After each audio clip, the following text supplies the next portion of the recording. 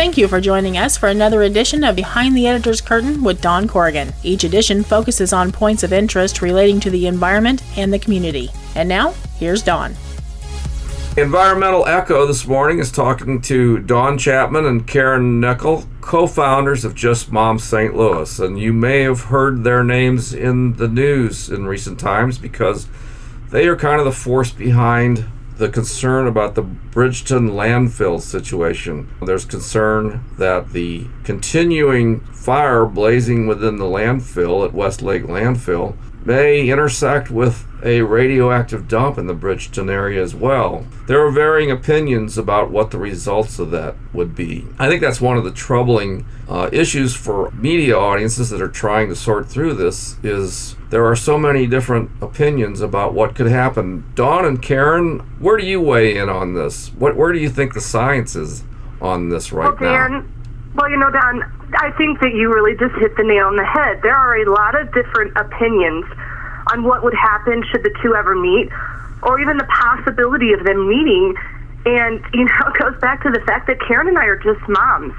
Everything happening at this site is kind of a best educated guess. For us who have kids living next to this site, if there is even a small chance that the two could meet, or that if they do, something could happen, particles could leave the site, well, for us, that's too much of a risk to take. Right. We would rather err on the side of caution for the sake of our children's health than, dilly-dally around with, how far the fire is. And, it makes no sense to have radioactive waste sitting in the same location as an underground fire and not expect something to happen from that. Yeah, and that gets to what happens in a lot of these kinds of activist situations where the environmentally concerned get dismissed as hysterical and moms in tennis shoes who don't know what they're talking about. But even if there isn't a possibility of this, meeting of a underground landfill fire with a radioactive dump, isn't there still the issue of why we have a radioactive dump and why we have a landfill that's been smoldering for several years now in a suburban populated area? Isn't that an issue regardless as to whether... Oh, it is absolutely. It is absolutely, because I'll tell you what, we just saw 2 weeks ago a brush fire happen from a power line sparking, and, that is one example of the countless list of things that could go wrong at this site. And that had nothing to do with the smoldering event. That is something that occurred all on its own, Mother Nature, if you will be. And, to us, that's an example of what happens when you are careless enough to just leave this sitting on the surface at this landfill, to just leave it there. So, it was a reminder to us that while we're worried about the smoldering event that's currently occurring at the site, any number of things could happen at that site at any time that could potentially put, our families at risk. Right. It's because I've seen some spokespersons for the various agencies involved talk about, well, this is an exaggerated problem. It's not really possible that there's going to be the smoldering landfill meeting with the radioactive material. But it seems to me that doesn't really dismiss the problem. That doesn't mean that everybody's safe with this material there. No, it doesn't. And, I understand what they're saying. They're trying to guess, and they're trying to do an educated guess. But this situation has never happened before. If you remember last year this time, another fire tried to start closer to the radioactive waste. And thankfully, the state of Missouri and the Attorney General got on it, and they were able to prevent that from starting in that area. But if you think about it, if they wouldn't have been successful and caught it early, we could be sitting here with 2 smoldering fires at this landfill. Dawn and Karen, you were very helpful for an article that I did for our Gateway Journalism Review that has just come out in their most recent issue. And one of the things that you told me that you started studying this situation several years ago, and initially some of the media that really took an interest in it wasn't local but national, that Rolling Stone and the Wall Street Journal came and did stories on this. Why do you think that was, and how effective were those articles in getting interest in this kind of strange situation? And St. Louis with a landfill fire and a radioactive dump being in proximity to each other? We've always had a problem with local media understanding this issue. And even recently with the KMOV, the fact versus fiction, we're two moms, we're trying to do what we can to educate people. But the outside media, when they come in, they want to spend a great deal of time looking over these documents and trying to understand it.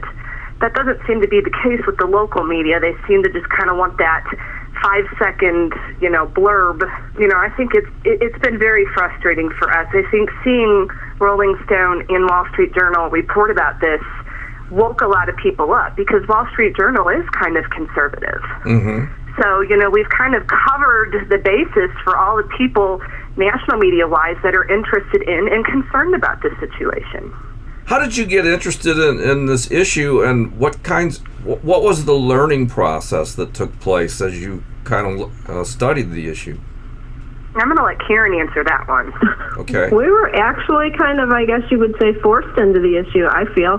I'm a child of Coldwater Creek and the contamination in North County, and I have systemic lupus, and so, in researching the Coldwater Creek issue, I stumbled upon the Westlake issue with the radioactive waste being at Westlake.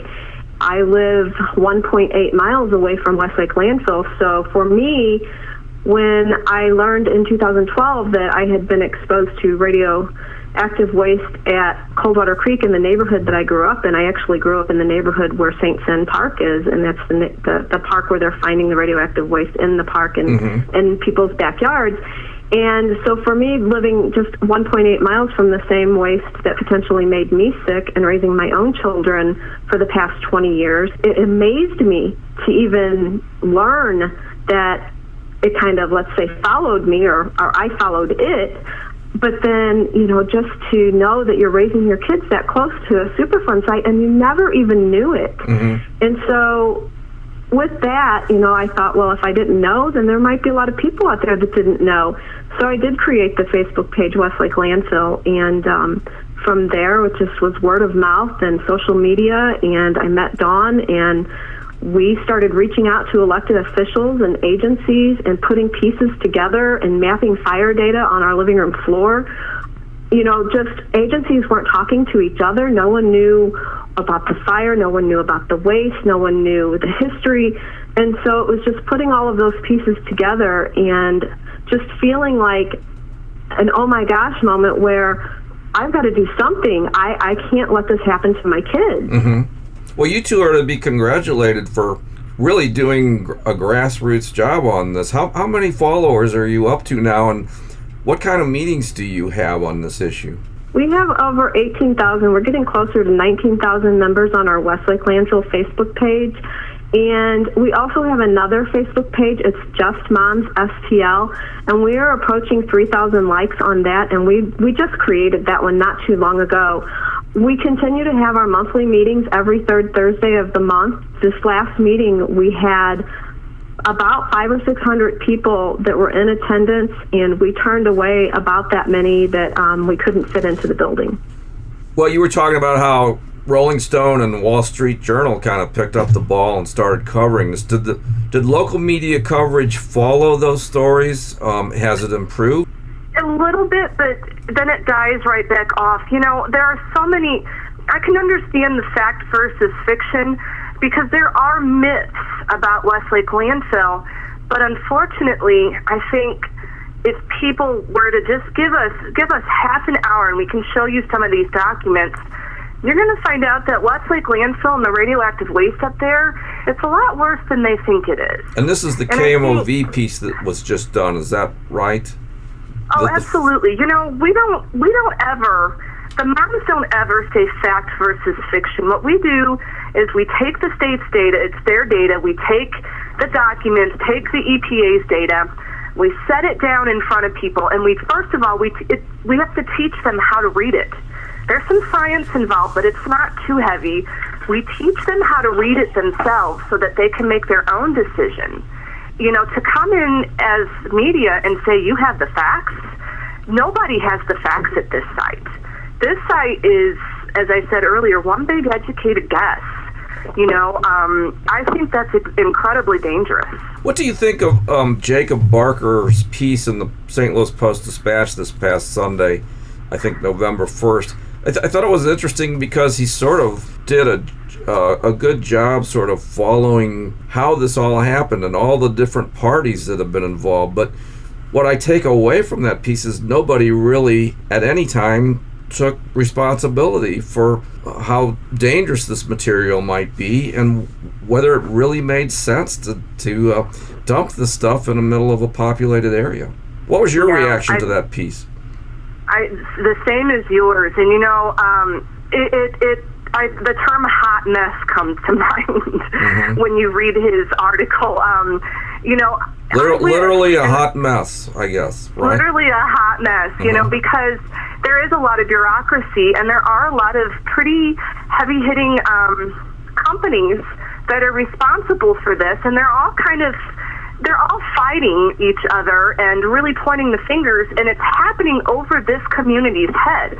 So we're standing here scared living this, and we're looking over our heads, and here's these giant corporations in the Department of Energy and EPA and the state, and they're all fighting, and while they're busy fighting, they're forgetting that we're living here next to this. And I wish more people would reach out to Exelon, because Republic is not the only one that has a side to the story. If you read Exelon's side, Exelon thinks this is worse than it is. Yeah. They think, Yeah, and then if you read Barker's piece, they're saying there may be radioactive material in there that nobody knows about. That's different than what's been written about so far. That's right, and nobody wants to touch their side of the story, because while Republic's saying everything's A-OK, that's not what Exelon's saying. And Exelon's the one part of the company that illegally dumped the material.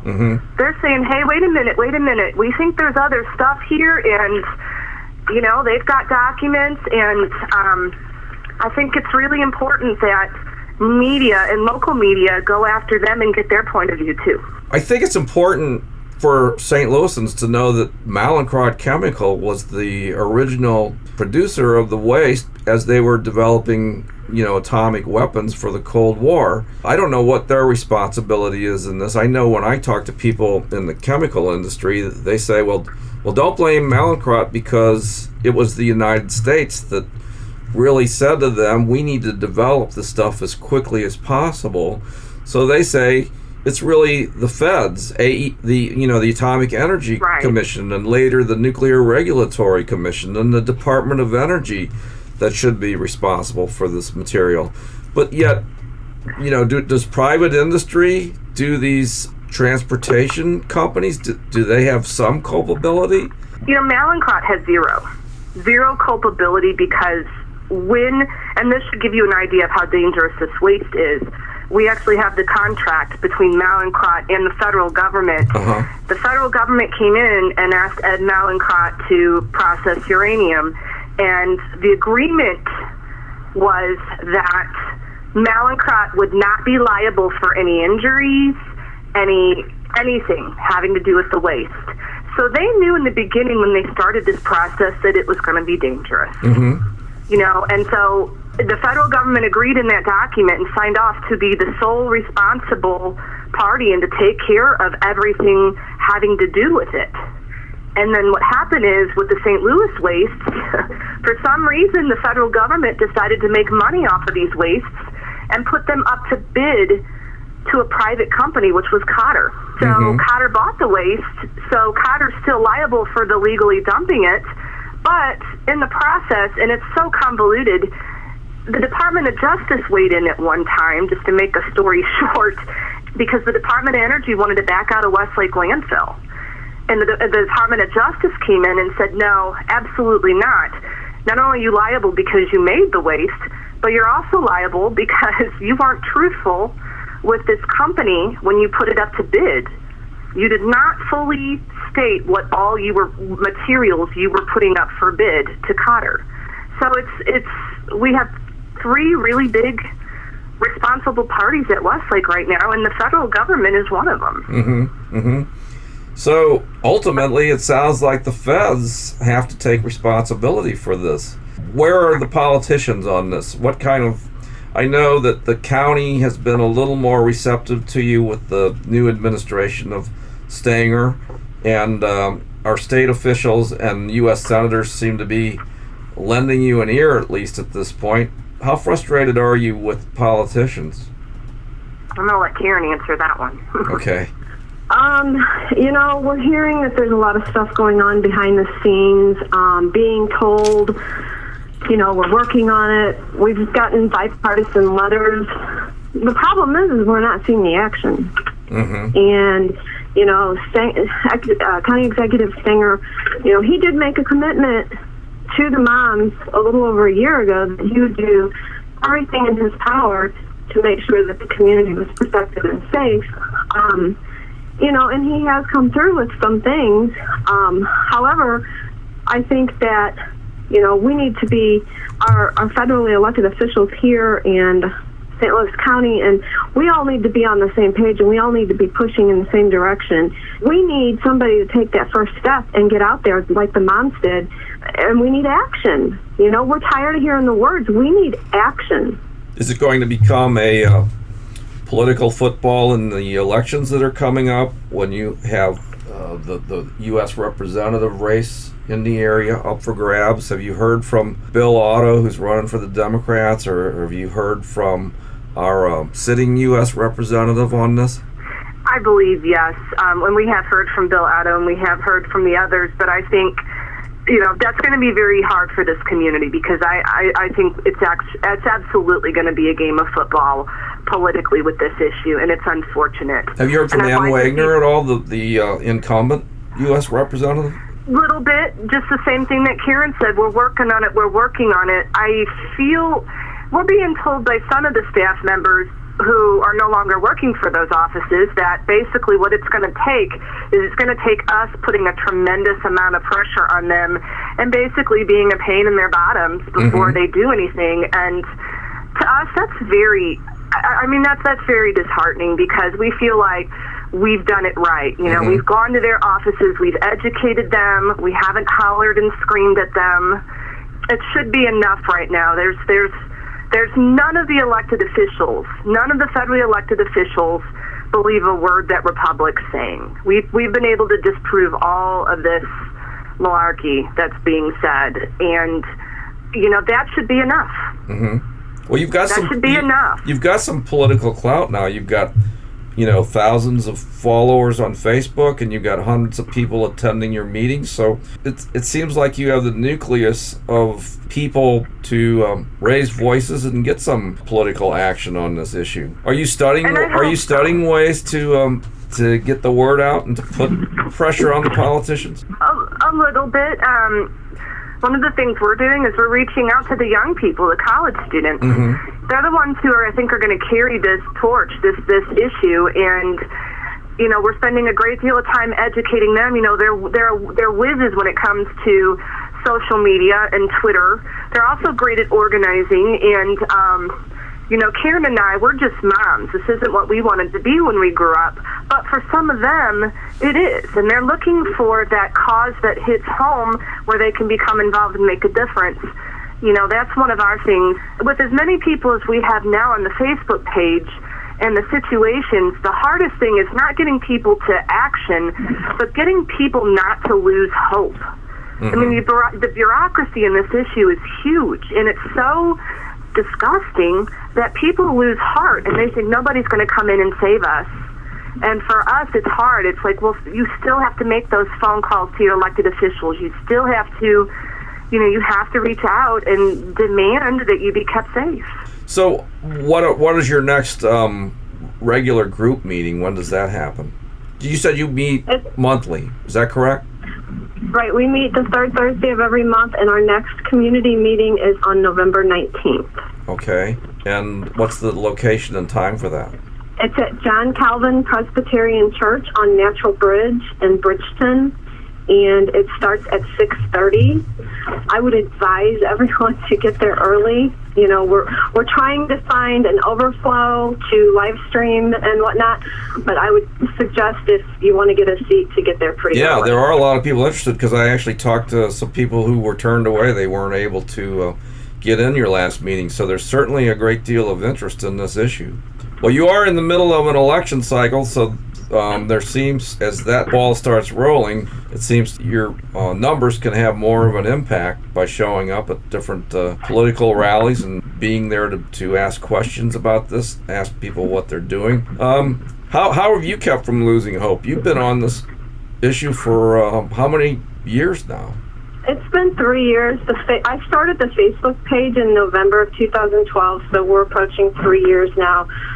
It's tough. It's really tough. It's very emotional for Dawn and I, because we do live in this 24 hours a day, 365 days a year. Not only are we trying to educate and promote awareness about the issue, we are having people come to us with the hope factor and what do we do, and following people through illnesses and the disparity that people are just facing. Because it's not just about the landfill, is it? It's not just about the landfill and the radioactive dump. It's about Coldwater Creek as well, isn't it? It is. And, when you have parks that are contaminated and they're still open, and you have a creek that's still contaminated and there are no signs, and you're finding radioactive waste in people's backyards, and you're being told to stay out of your backyard, away from the area. I mean, that's tough, you don't know where to go, where to turn, and the emotional side of all of this is, it's hard on us. Well, I don't think we're going to give up. I think we'll do a second installment and a third installment with Just Moms St. Louis. How can people reach you? How can they get involved? We have our Facebook page. It's West Lake Landfill. We also have our other Facebook page. It's Just Moms STL. We can be reached through email at westlakemoms@gmail. And we also have a website. It's stlradwastelegacy.com. Okay. And just to remind people again, your next meeting and its location and time? It's November 19th at 6:30 p.m. at John Calvin Presbyterian Church on Natural Bridge in Bridgeton, Missouri. Okay, well, I want to thank Karen Nickel and Dawn Chapman of Just Moms St. Louis. Good luck to you guys, and we'll see you at the next meeting. Great. Thanks for having us, Don. Okay, thanks so much. Bye-bye.